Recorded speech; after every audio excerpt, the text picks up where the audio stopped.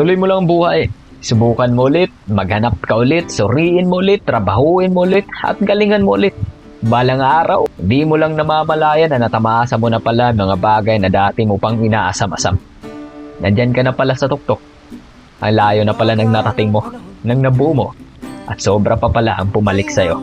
Ang mga dumating sa'yo matapos kang mawalan, madapa at matalo. Sobrang-sobra pa pala. Kasi kung hindi dahil sa mga sitwasyon na yon, hindi ka lalakas, hindi ka gagaling, hindi ka natuto.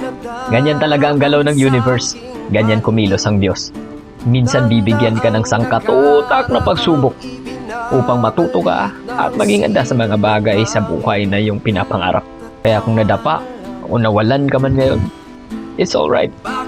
Bawat pagkadapa, may pagkakataong bumangon. Bawat bagay na nawawala, may dumarating. Kaya laban lang. Tuloy-tuloy lang. Sinong di mapapasayaw ng ulan?